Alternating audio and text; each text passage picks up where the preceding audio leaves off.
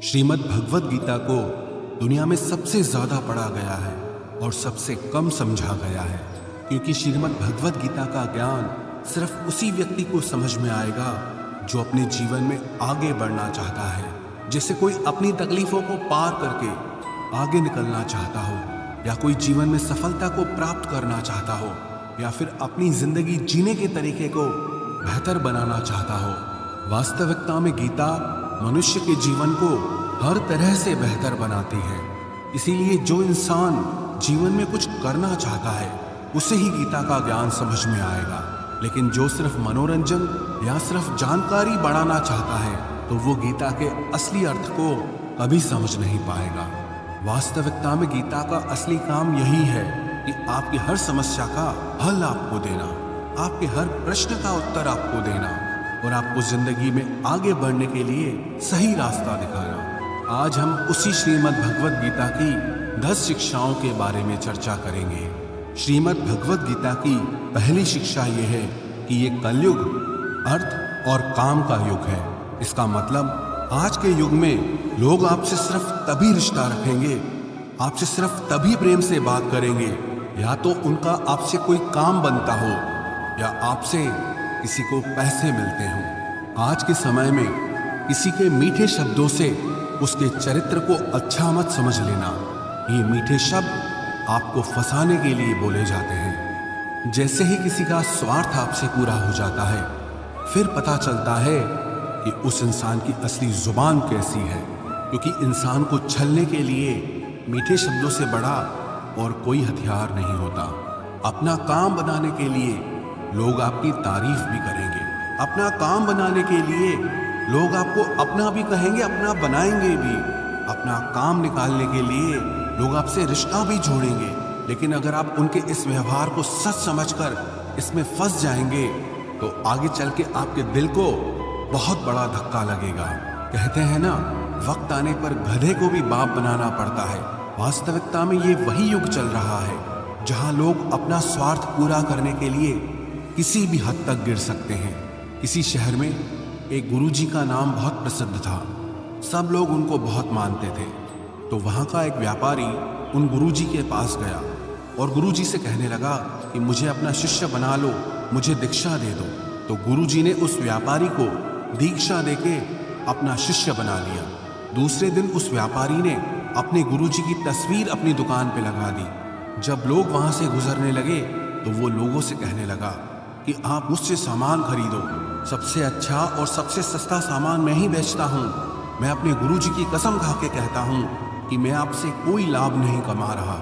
धीरे धीरे बात गुरुजी के कानों तक पहुँची कि कोई एक व्यक्ति है जो आपका नाम लेकर, आपकी कसमें खाकर लोगों को सामान बेचता है, लोगों को बेवकूफ़ बनाता है, और लोग उसके पास इसलिए चले जाते हैं क्योंकि वो आपका शिष्य है, और यहाँ तक कि वो आपकी कसमें भी खाता है और लोग उस पर भरोसा कर लेते हैं कि अपने गुरु की कसम खाता है तो कैसे ये धोखा कर सकता है। एक दिन गुरुजी उसकी दुकान पर गए तो गुरुजी ने जाके देखा कि वास्तविकता में कि ये मेरी कसमें खा करके लोगों को सामान बेचता है।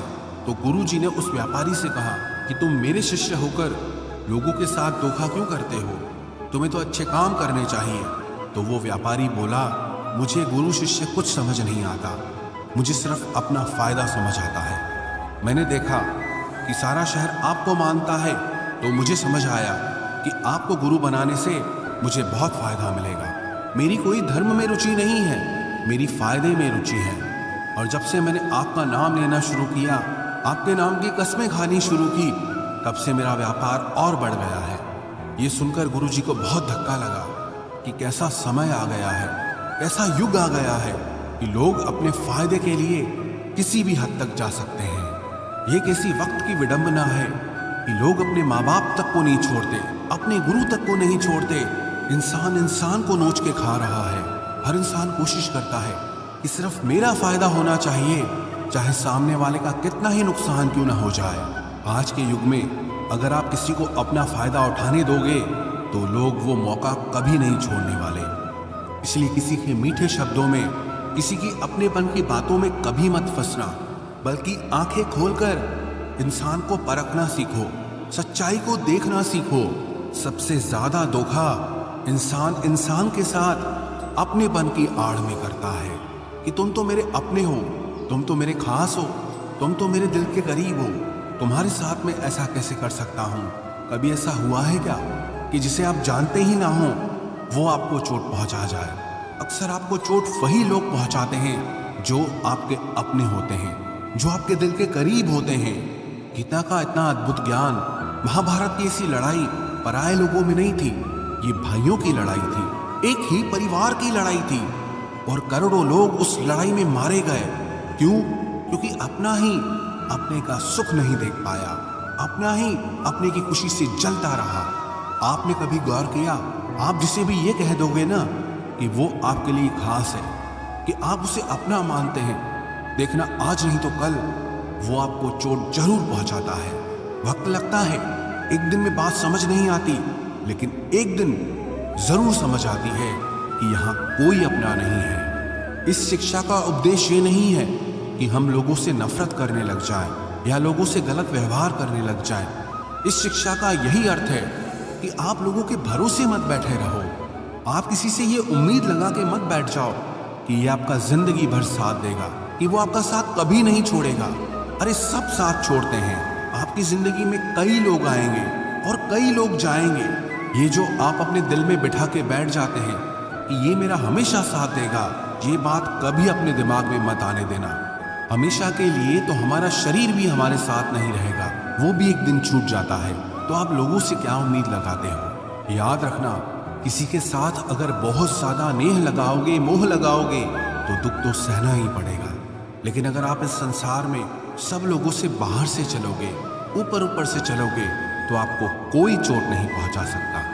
श्रीमद् भगवद गीता की दूसरी शिक्षा यह है कि जो इंसान स्वयं से खुश नहीं, वो दुनिया में किसी भी चीज से खुश नहीं हो सकता।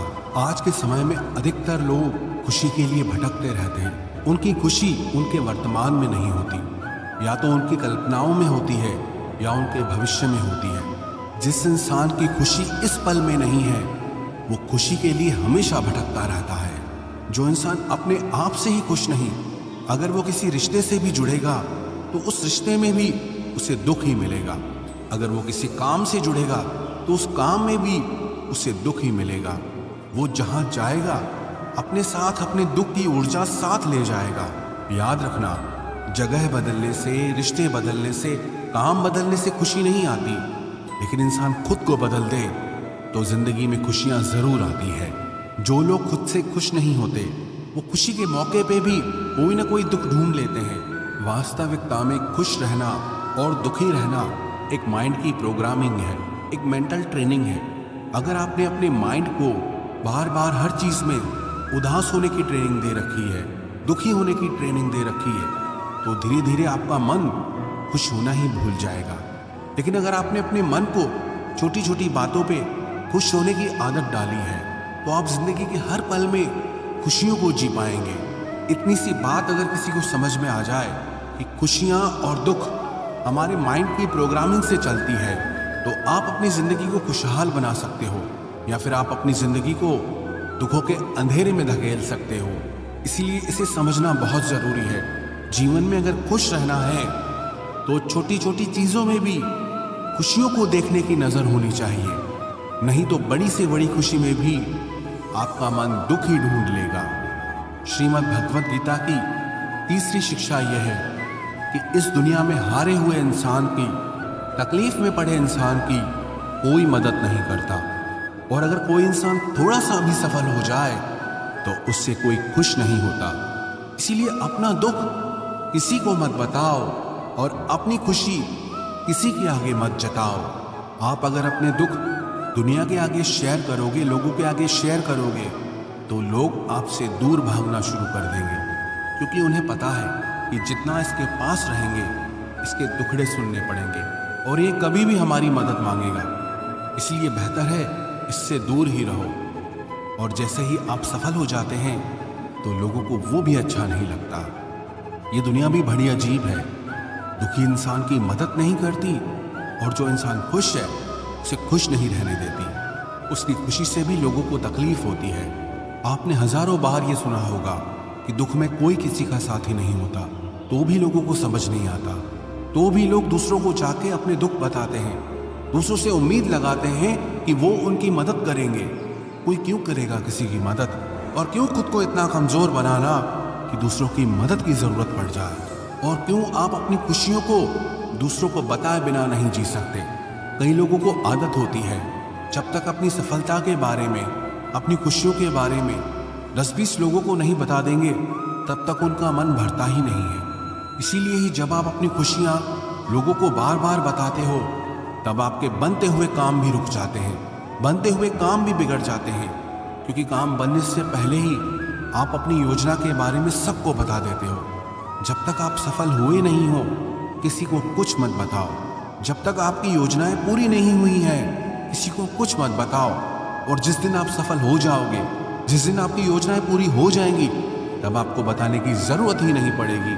लोगों को अपने आप आपकी सफलता दिख जाएगी।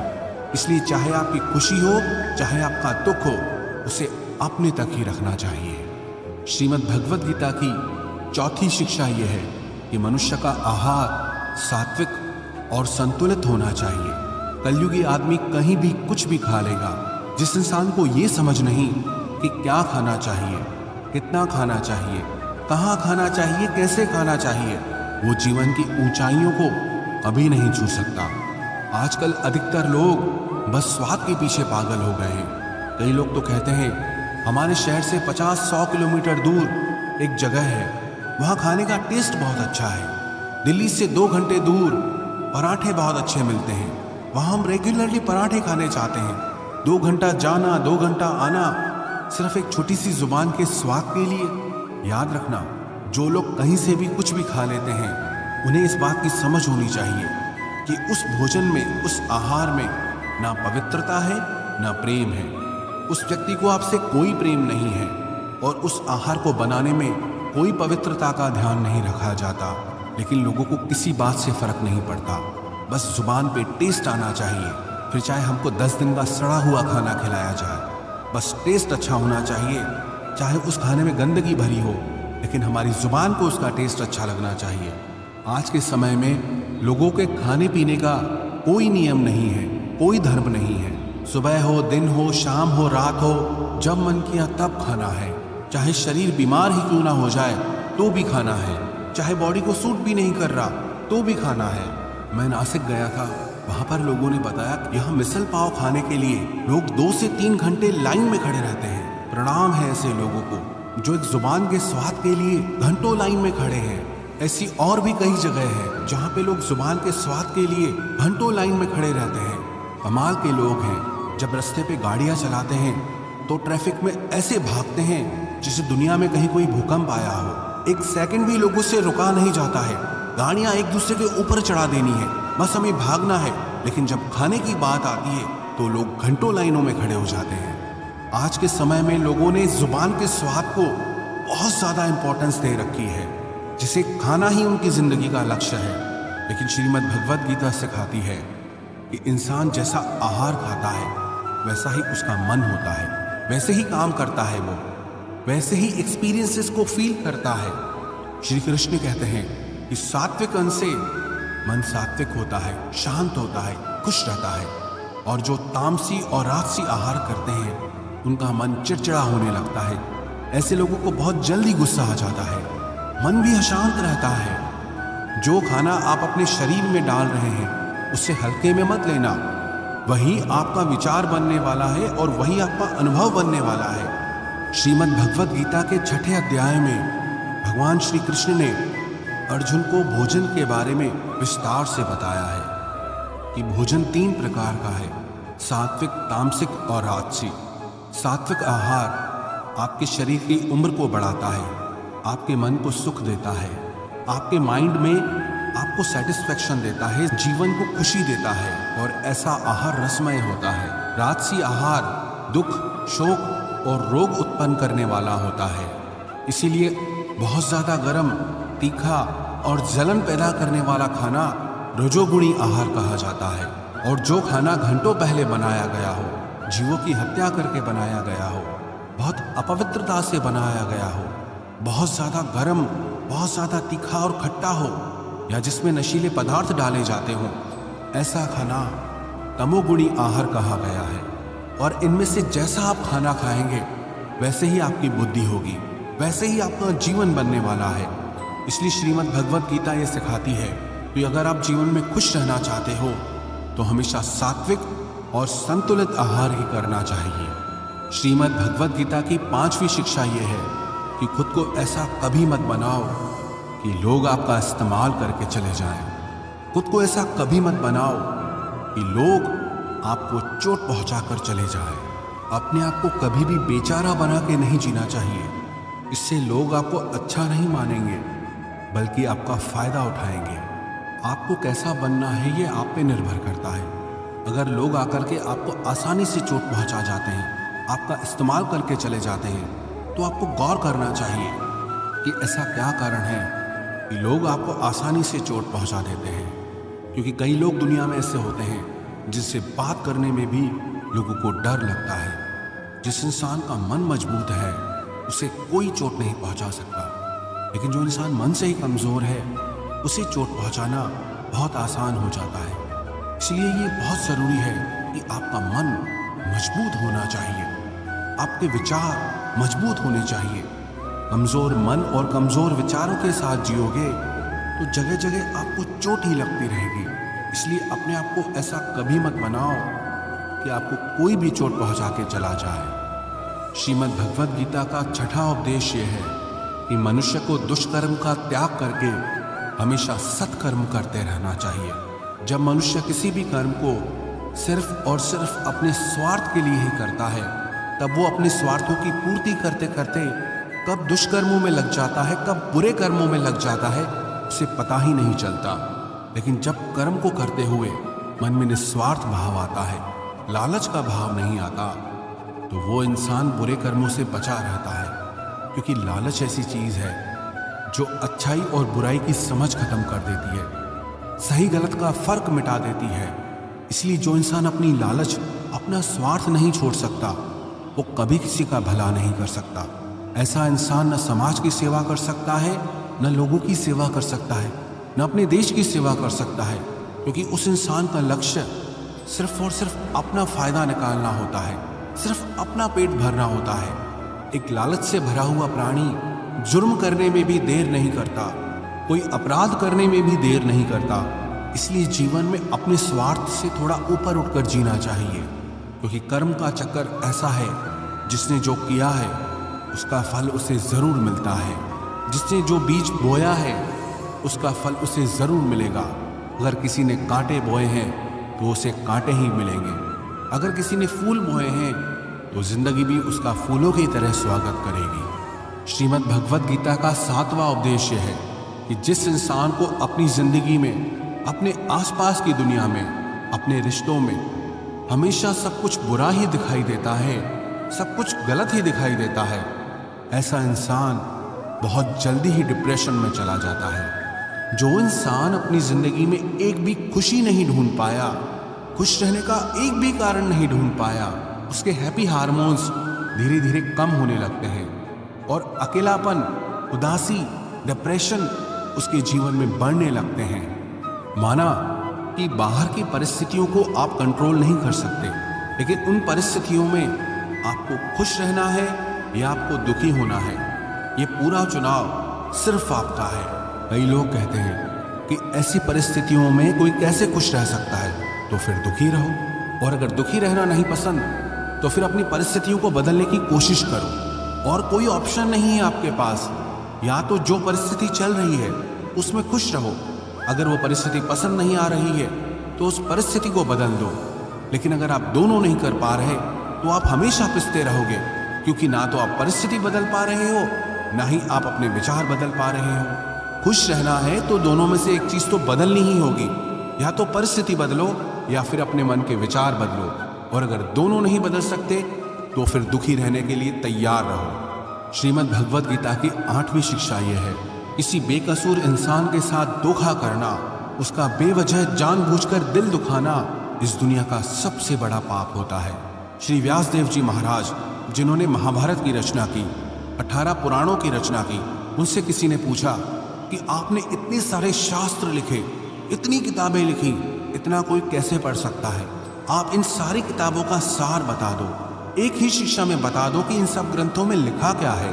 तो व्यास जी बोले, परोपकाराय पुण्याय पापाय परपीड़नम अष्टादश पुराणेषु व्यासस्य वचनम द्वय। व्यास जी कहने लगे कि मैंने सारे शास्त्रों में कुल 2 बातें खास रूप से लिखी हैं, कि मेरे लिखे गए सारे शास्त्रों का सार सिर्फ 2 बातों में समाया है। एक, कि किसी की दिल को खुश करना सबसे बड़ा परोपकार है, सबसे बड़ा धर्म है, और किसी की दिल को दुखाना, किसी के मन को चोट पहुंचाना सबसे बड़ा पाप है। श्रीमद् भगवद गीता की 9वीं शिक्षा यह है कि जब तक आप औरों से सम्मान की उम्मीद करते रहोगे तब तक आपका अपमान होता ही रहेगा। जब तक आपको ये इच्छा है कि कोई आपकी कदर करे तब तक आपकी कोई कदर नहीं करेगा। सम्मान चाहने वाले का अपमान निश्चित ही होता है। आप कभी गौर करना, जिस इंसान को सम्मान की सबसे ज्यादा लालच होती है वो इंसान जगह जगह पर खुद को अपमानित महसूस करता है। वो कहते हैं ना कि शादियों में फूफाजी मुंह बना लेते हैं, हर चीज पे खुद को अपमानित महसूस करते हैं। क्यों? क्योंकि उनके मन में सम्मान पाने की कामना है, और वो सम्मान पाने की कामना ही उन्हें जगह जगह पे अपमानित महसूस कराती है। हालांकि कोई उनका कुछ करता नहीं है, लेकिन जब जिस सम्मान को पाने की उम्मीदें वो लगा के बैठते हैं, उसी की वजह से उन्हें लगता है कि हर जगह हमारा अपमान हो रहा है। कुछ अजीब ही चक्र है। जो लोग सम्मान चाहते हैं उन्हें अपमान मिलता है, जो लोग प्रेम चाहते हैं उन्हें छल मिलता है, जो लोग अच्छा व्यवहार चाहते हैं उन्हें गलत लोग मिल जाते हैं। वास्तविकता में सम्मान चाहने और मांगने की चीज नहीं है, वो आपके कर्मों के अनुसार आपको स्वयं मिलता है। प्रेम मांगने की चीज नहीं है, वो आपके व्यवहार के अनुसार आपको स्वयं मिलेगा। जब आप इन चीजों को मांगने लगते हो, चाहने लगते हो, तो बदले में आपको सारी उल्टी चीजें ही मिलने लगती हैं। इसलिए जीवन में सम्मान की उम्मीद लोगों से मत रखना, प्रेम की उम्मीद लोगों से मत रखना, और अच्छे व्यवहार की उम्मीद भी लोगों से मत रखना। कई लोग कहते हैं कि हम कम से कम इतना तो डिजर्व करते हैं कि सामने वाला हमसे अच्छा व्यवहार करे। सामने वाला आपसे कैसा व्यवहार करेगा आप उसे कंट्रोल नहीं कर सकते, वो उसके लिए पूरी तरह से आज़ाद है। वो आपके साथ अच्छा व्यवहार करे या बुरा व्यवहार करे, आप उसमें कुछ नहीं कर सकते। इसलिए ऐसी चीज़ों को चाहना ही छोड़ दो जिन पे आपका कंट्रोल नहीं है। हाँ, अच्छा व्यवहार करना वो आपके हाथ में है, लोगों को प्रेम देना वो आपके हाथ में है, लोगों के साथ सम्मान से चलना वो आपके हाथ में है, लेकिन बदले में ये चीज़ें खुद के लिए चाहना वो आपके हाथ में कभी नहीं हो सकता। लेकिन जिस पल आप सम्मान, प्रेम और अच्छे व्यवहार की चाहना छोड़ देते हो, प्रकृति अपने आप ही आपको ये सब चीज़ें देना शुरू कर देती है।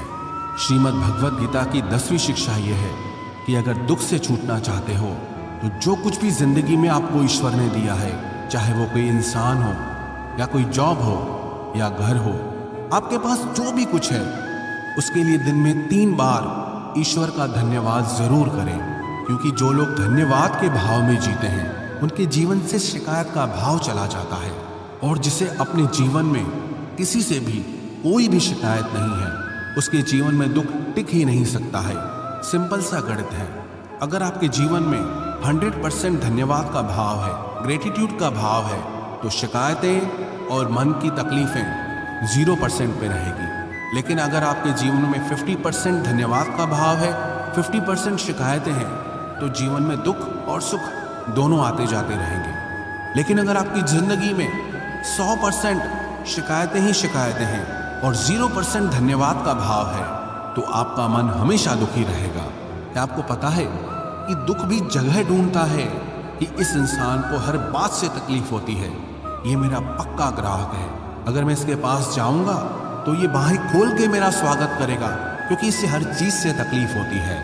याद रखना, जीवन में शिकायतें जितनी ज्यादा होगी दुख भी उतना ज्यादा होगा, और जिंदगी में जितना धन्यवाद का भाव होगा, ग्रेटिट्यूड का भाव होगा, जीवन उतना ही आनंद से भर जाएगा।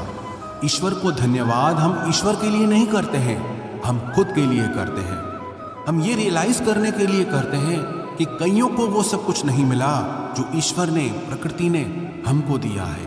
एक व्यक्ति तपती हुई धूप में चला जा रहा था, बहुत गरीब था, पैरों में पहनने के लिए चप्पल भी नहीं थी।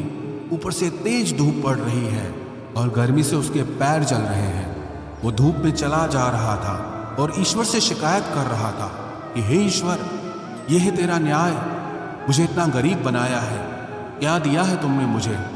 इतनी तेज धूप है और मेरे पास पैरों में पहनने के लिए चप्पल तक नहीं है।